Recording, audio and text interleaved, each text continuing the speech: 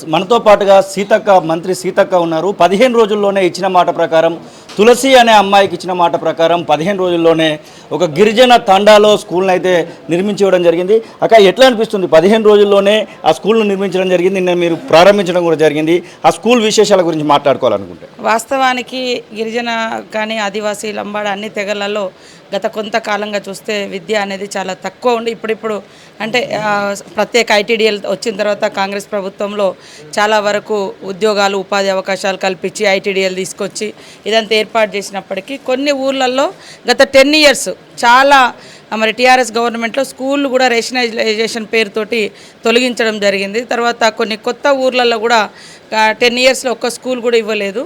ఈ క్రమంలో junior drama అనేటువంటి ఒక ప్రోగ్రాంకు తులసి అనేటువంటి అమ్మాయి తాడువాయి మండలానికి సంబంధించినటువంటి తక్కలగూడెం అమ్మాయి వచ్చి మరి ఆ ప్రోగ్రాం చేస్తున్నారంటే అటు మరి నన్ను అక్కడ వారు పిలవడం జరిగింది. అంతకుముందు కూడా నేను ఆ ఊరికి చాలాసార్లు వెళ్ళినా ప్రైవేట్గా మేము కొంత హెల్ప్ చేసుకుంటూ ఆ టీచర్స్ను అడాప్ట్ చేసుకొని స్కూల్స్ నడిపించేది ఆ ఏరియాలో.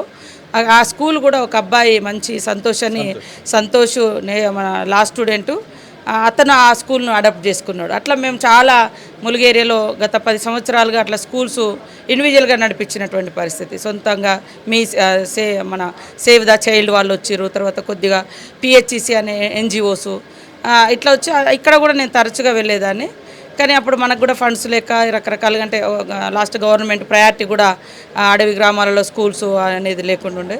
సో అనుకోకుండా ఒక ప్రోగ్రాంలో మరి జూనియర్ డ్రామాస్కి అటెండ్ అయినటువంటి అమ్మాయి ఆ ప్రోగ్రాంకు నన్ను పిలవడం జరిగింది. నా ఏరియా పిల్లలు కాబట్టి సంతోష్ పోయిన తర్వాత ఆమె తన జీవితాన్ని ఒక డ్రామా రూపంలో చూపించారు. అంటే మన మన మన మన జీవితాలు అక్కడ యాక్షన్ అనే కాదు, జీవితాన్ని చూపించారు. సో అమ్మాయి నన్ను పట్టుకొని ఏడ్చింది. అక్కడ వాళ్ళు అడిగిర్రు, ఎందుకు ఏడుస్తున్నావు అంటే అక్క మాకు స్కూల్ కట్టిస్తుందని అని. సో అది నాకు కూడా చాలా బాధ అనిపించింది. అంటే అంత చిన్న పాపకు అంత బాధ ఉంటే ఆ స్టేజ్ మీద దుఃఖం కాబట్టి తను బయట స్కూల్కి వెళ్తుంది, కానీ ఆ ఊర్లో కూడా స్కూల్ లేదు. కాబట్టి వెంటనే కలెక్టర్ గారు ఒక 4 lakhs ఇచ్చి మా జిల్లా నుంచి, తర్వాత ఒక మానవతావాది తరుణ్ రెడ్డి వారు కూడా ఒక 1.5 lakh ఇచ్చి మరి మొదలు పెట్టడంతో టకా కట్టేసి నిన్న ఓపెన్ చేయడం జరిగింది. చాలా సంతోషం. ప్రతి ఒక్కరికి కూడా మనందరి జీవితాల్లో విద్య అనేది చాలా ఇంపార్టెంట్. చదువు లేకుంటే ఏది కూడా మనం నేర్చుకోవడం కష్టం, ఈ సమాజాన్ని చదవడం కష్టం, మనల్ని మనం నిలబెట్టుకోవడం కష్టం. కాబట్టి గవర్నమెంటు రాజ్యాంగం రైట్ టు ఎడ్యుకేషన్ అనేటువంటి హక్కు మనకున్నప్పటికీ గత కొంతకాలంగా ఆ రైట్ను ఆ యొక్క హక్కును ఫాలో కాకుండా నిర్లక్ష్యం చేయడం జరిగింది. ఎక్కడున్నా ఏ కులమైనా ఏ మతమైనా మన పిల్లలకు మనం చదువు చెప్పించడం అనేది మన బాధ్యత. వాటి కోసం కావాల్సినటువంటి అన్ని ఫెసిలిటీస్ కల్పించాలనేటువంటి లక్ష్యంతో సీఎం రేవంత్ రెడ్డి గారు కూడా మరి విద్యకు ప్రయారిటీ ఇవ్వడం కోసం మొదటి రోజే బుక్స్ పంపిణీ కానీ స్కూల్ యూనిఫామ్స్తో ఇవ్వడము. అదేవిధంగా ఇప్పుడు మళ్ళీ ఇంకొక స్కీమ్ కూడా కొత్తది వస్తూ ఉంది. అంగన్వాడీ సెంటర్స్లలో కూడా వెంటనే నర్సరీ నుంచి ఇంగ్లీష్ మీడియం నర్సరీ నుంచి కూడా క్లాసెస్ స్టార్ట్ చేయడం, వాళ్ళకు కూడా కావాల్సినటువంటి ఇన్ఫ్రాస్ట్రక్చర్ డెవలప్ చేయడం, ఇవన్నీ కూడా చేస్తూ ఉన్నాం. దాని క్రమంలోనే ఆ యొక్క స్కూలు అంటే ఒక అమ్మాయి గుండెల్లో నుంచి వచ్చినటువంటి ఆవేదన స్వయంగా నేను కూడా చూసిన కాబట్టి మరి దాన్ని స్పందించి వెంటనే చేసినాము. కాబట్టి గవర్నమెంట్ ప్రయారిటీ కూడా ఎడ్యుకేషన్ హెల్త్ అనేది చాలా ఇంపార్టెంట్గా మన గవర్నమెంట్ కూడా తీసుకుంటుంది. గతంలో చూస్తే 10th ఇంటర్తో కూడా ట్రైబల్ ఏరియాలలో ఉద్యోగాలు వచ్చినటువంటి సమస్యలు కూడా ఉంటాయి. గత 5-6 సంవత్సరాల క్రితం ఆ జీవోలను తీసేసి మరి చాలామందికి నిరుద్యోగులు అయినటువంటి పరిస్థితి ఉంది గిరిజన యువత. ఈరోజు బెల్లయ్య నాయక్ గారు కూడా ట్రైకార్ చైర్మన్ కావడం, ఆయనకు అడవి గురించి తెలుసు, మైదానం గురించి తెలుసు. ఈ రెండింటిని సమన్వయం చేయగలిగేటువంటి వ్యక్తి, సమర్థుడు.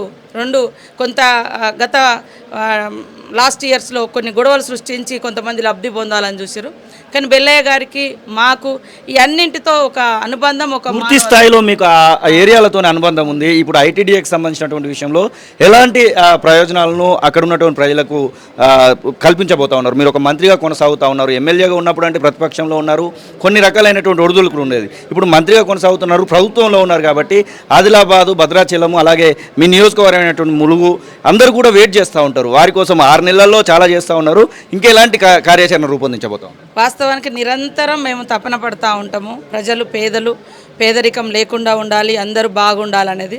కానీ ఉన్న వనరులు ఇప్పుడు వచ్చినటువంటి ఈ మధ్యకాలంలో మేము వచ్చిన 3 months తర్వాతనే ఎలక్షన్స్ 3 months కంటిన్యూ అవ్వడం, ఇప్పుడు వాస్తవంగా పరిపాలన అనేది గాడిలో ఇప్పుడు లైన్లోకి వచ్చింది. కాబట్టి స్పీడప్ చేస్తాం, రోడ్ రవాణాను మెరుగుపరుస్తాం, అదేవిధంగా హెల్త్ను మెరుగుపరుస్తాం. ఐటీడీఏలు గత 10 సంవత్సరాల నుంచి నేను చెప్తున్నా కదా, ఐటీడీఏలకు నిధులు రావడం అనేది బంద్ అయింది.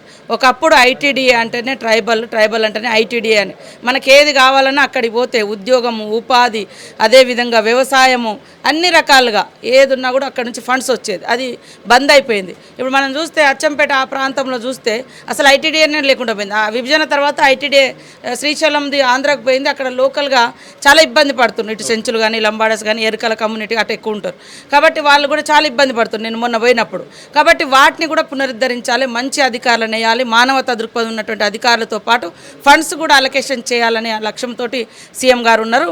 నేను, బెల్లయ్య గారు, మరి ఇతర మా ట్రైబల్ ఎమ్మెల్యేలం అందరం కూడా ఒక నివేదిక తయారు చేసుకొని ట్రైబల్ ప్రాంతాల్లో ట్రైబల్స్కు అదేవిధంగా ఎలాంటి స్పెషల్ స్టేటస్ ఉన్నాయి, అదేవిధంగా స్పెషల్ రైట్స్ ఉన్నాయి, ఇటు రిజర్వేషన్స్ కావచ్చు, ప్రత్యేక ఇవి కావచ్చు, ఇవన్నింటిని కూడా మేము మాట్లాడి అందరం ఒక యూనిటీగా ఈ సమస్యను పరిష్కరించుకుంటూ అభివృద్ధిలో మేము కూడా తక్కువ కాకుండా ఉండడం కోసం అన్ని వర్గాలతో పాటు గిరిజన వర్గాలు కూడా ముందంజలో ఉండే విధంగా మేము పనిచేస్తాం. ఎస్, హోంమంత్రిగా మారబోతున్నారు సీతక్క అనేటువంటి మాట వస్తూ ఉంది. నిజంగానే అట్లాంటివి జరగబోతుందా మరి?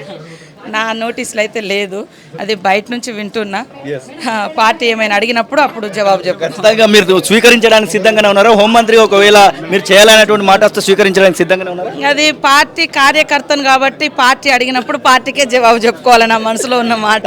Okay madam, thank you. ఇది సీతక్క చెప్తున్న మాటలు. ఖచ్చితంగా బీమ్స్ చిల్డ్రన్స్ సంబంధించినటువంటి విషయంలో నేను 15 రోజులలో స్కూల్ నిర్మించి ఇచ్చడానికి అయితే సంతోషంగానే ఉన్నటువంటి మాట చెప్తున్నా. ఇక హోంమంత్రి అవుతారా అనేటువంటి మాటకైతే దాట వేస్తున్నటువంటి సందర్భాన్ని చూస్తూ ఉన్నాం.